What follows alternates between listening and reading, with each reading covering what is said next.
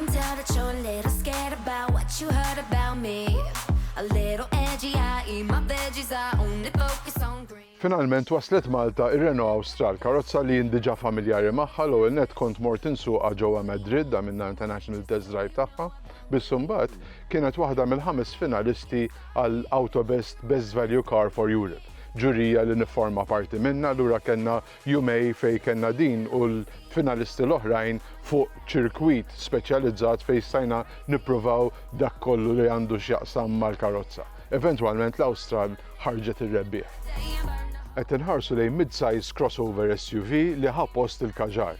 Ir-Renault introduċiet platform kompletament ġdid li fil-fatt qed jintuża l-ewwel darba fuq dan il-mudell. Nibda billi nikkummenta fuq l-styling u immedjatament meta tħares lejn l-Austral tagħtik impressjoni ta' karozza kbira b'saħħitha u serja, apparti minn hekk distintiva wkoll. U nħarsu mill-replay il-faċċata naraw il-logo retro tar-Renault li huwa dominanti, għandek il-grill li hija teknika ħafna, fil-fatt tagħmel impressjoni sabiħa ħafna, u għandek dawn is-C-style headlamps li huma LED Matrix Vision. Apparti minn hekk għandek parti mill-LEDs li huma forma ta' diamant, allura jikkrew effett verament sabiħ fid-dla. Faċċata b'saħħit għandek il-bonnet joħroġ orizzontalment imbagħad għandek il-faċċata ċatta u jekk tħares lej il-karozza mill-ġenb tirrealizza li tawha proporzjonijiet verament robusti. It-trim level tal-modelli qed nipprova huwa Tekno li jinkludi dawn il-19 inch alloys, għandek il-cladding mad-dawra kollha, f'dan il-każ għandek gloss paint fuqu u għandek dawn il-flush roof rails. Oġobni ħafna dan l-effett fej il-fanali ta' wara għandhom din l-estensjoni u kważi tintaqa' f'nofs il-karozza, għandek it-tul kollu u fil-fatt użaw micro optic technology biex ikkreaw dan it-3D hologram effect. Verament sabi. Darba idin wara importanti nħarsu lej il-luggage boot li ovvjament huwa fattur importanti immens għal din il-kategorija ta' karozza u qed inħarsu lej 555 litru ta' spazju li huma aċċettabbli ħafna għal dan il-kalibru ta' karozza. Ħaġa li oġbitna ħafna huwa li s-sit ta' wara huwa fuq ir-railings, allura għandek il-lever hawnhekk u tista' tressa s-sit il qudiem u lura. Lura jekk għandek xi ħaġa forsi daqsxejn kbira xi ġġorr u m'għandekx passiġġier għandek wieħed biss, tista' tressaq din is-section tal-sit u tirbaħ iktar spazju. Jekk imbagħad trid aktar spazju minn hekk, ovvjament dawn jinżlu u ma maqsumin kif taraw żewġ terzi u terz. Għandek ħafna versatilità. L-Austral toffri ħafna spazju fuq wara fejn jistgħu joqogħdu 3 adulti bil-kumdità.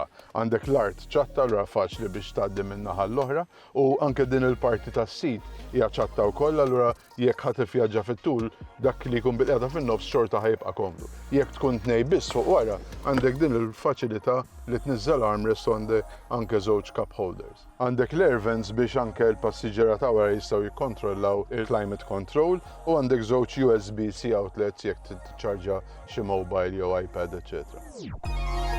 Darba ġewwa l-Austral jorqtok immedjatament l-isforz li għamlet ir-Renault biex itellaw din il-karozza upmarket u jresquha kemm jista' jkun għal premium segment. Kemm mill-styling għandek ħafna spazju u anke il-materjal li jużaw. Fil-fatt għandek dashboard kif qed taraw li huwa kbir, għandek użu ta' materjali differenti, anke effetti ta' dawl li jikkreaw ambjent sabiħ fil-karozza. Integraw air vents orizzontali fin-naħa tal-passiġġier u mbagħad għandek tnej vertikali ma' kull ġenb ta' driver display għas-sewwieq. Is-sits huma komdi, ergonomiċi, fil-fatt għandek żewġ tipi ta' materjal, għandek il-lederet fuq il-parti ta' barra u l-parti tan-nofs bid-drab ħalli jkunu iktar komdi, partikolarment fis-sħana. Għandek dan is-center console enormi biex jissepara il-passiġġier mis-sewwieq li għandu feature interessanti huwa din l-armrest li hija tiċċaqlaq il qudiem u lura. Tinkorpora il-wireless charging fiha u l-idea hija li jekk ħaddem l-iskrin għandek fejn serraħ idejk allura ferm iktar steady u tista' żomm għajnejk iktar fit-triq. Għandek storage space taħta u mbagħad meta tiġbidha lura l-istess għandek fejn tpoġġi ftit affarijiet u żewġ cup holders. Għandek ukoll storage area hawn taħt. Postijiet fejn żomm l-affarijiet huma abbundanti, għandek dan il-glove box li huwa font għandu daqs tajjeb ħafna u anke id-door bins huma ta' daqs sostanzjali.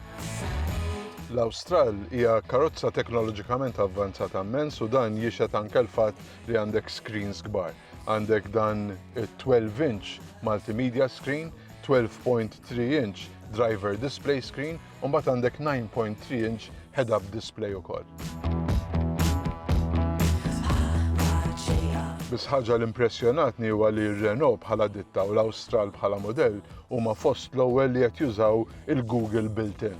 Għandek il-Google jifforma part integrali mill-operating system u fil-verità jekk per każu ħadd tuża Google Maps għandek il-funzjonalità kollha li normalment ikollok fuq il-mobile. Apparti minn hekk tista' wkoll tillogja fuq is-sistema bil-login password tiegħek u dak kollu li kellek fuq il-mobile bl-indirizzi sejvjati, etc. kollox jiġi trasmess fuq l-iskrin.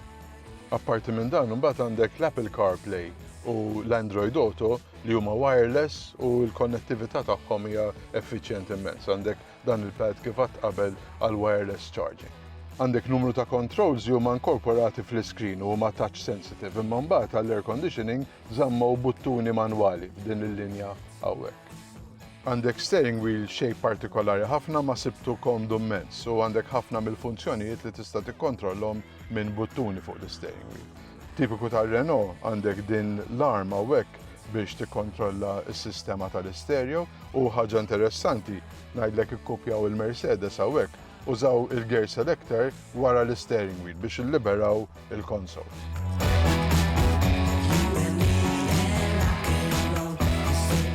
Min riċerka li għamlet ir-Renault riżultalhom li min jixtri plug-in hybrid ħafna drabi jagħmel hekk l-ewwel nett imħabba xi benefiċċji li jkun qed joffri l-istat. Imma mbagħad jispiċċaw ħafna drabi li ma jiċċarġjawx il-batterija u jużawha biss fuq il-magna petrol jew f'ċertu każi diesel. Minħabba f'hekk iddeċidew li l-Austral jippowerjawha b'sistema jgħidulha e-tech full hybrid li effettivament hija self-charging hybrid biss għandha ftit differenzi interessanti. Minn banda waħda għandna l-magna 1.2 liter 3-cylinder turbo petrol li tiżviluppa 130 brake horsepower u mmaċċjata ma' 4-speed gearbox. Imbagħad hemm il-mutur elettriku li jiżviluppa 67 horsepower, għandu żewġ gerijiet għalih u hemm isu 15 permutation jew combination ta' gerijiet għalhekk jirreferu għaliha bħala multi-mode gearbox. Anke l-batterija hija ikbar minn dak li normalment insibu f'self-charging hybrids, fil-fatt hija 1.7 kWh b'arkitettura ta' 400 volts. Ir-riżultat finali li għandek output totali ta' 200 horsepower, għandek accelerazzjoni għal 100 km/h 8.4 sekondi u l-karozza suppost ittik xi 60 mil bil-gallum. Bħal kull hybrid, l-Austral tibda mixja fuq electric mode u mbagħad eventwalment tidħol il-magna petrol jekk ikun hemm bżonna. Biss fil-verità anke l-magna hija smooth immens u kważi qas tirrealizza bit-tranzizzjoni. Fil-fatt l-esperjenza tas-sewqan hija waħda pożittiva ħafna. Anke dawk il-15 ta' combination ta' gerijiet dak tieħu kollox ssib il-karozza u tażillek l-aħjar gear biex l-ewwel nett tik il-potenza li għandek bżonn u fl-istess ħin iżżomm sewqan effiċjenti. Karozza relattivament ħafifa 1600 kg li fil-fatt jagħmilha faċli ħafna fis-sewqan u l-steering wheel huwa wkoll ħafif immens. Għandek numru ta' drive modes li tażilhom minn buttuna hawnhekk fl-steering wheel u tista' tażel minn comfort għal sport għal eco driving.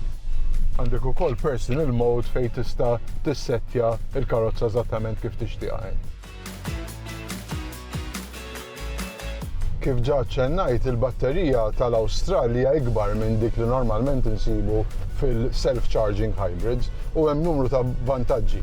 L-ewwel nett għandek ħafna aktar ħin li qed issuq electric mode, allura qed tiffranka aktar fuel. Biss il-karozza tiċċarġa l-batterija hekk kif tkun qed issuq u fil-fatt għandek anke indicator fuq l-iskrin biex jurik kemm għandek charge fil-batterija.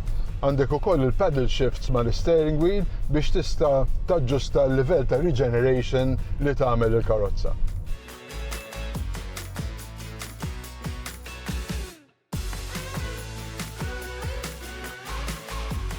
L-Austral hija smooth, silenzjuża u kif għadd pjaġevoli ħafna fis-sewqan.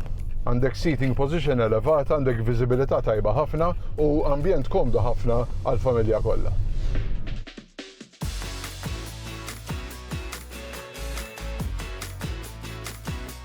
Issa li esperjenzajt l-Austral fil-kuntest lokali nikkonferma li d-deċiżjoni li ħadna bħala ġurija li nivvotaw din il-karozza bħala l-Autobest Best Value Car for Europe għal-2023 hija waħda ġustifikata.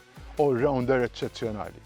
Għandek shape u styling verament sabiħ, distintiva, għandek il-kwalità li hija kważi premium, għandek ħafna spazju u prattiċità fuq ġewwa, tuħu gost is-suqa hija effiċjenti, għandek ħafna teknoloġija u konnettività, family car eċċellenti.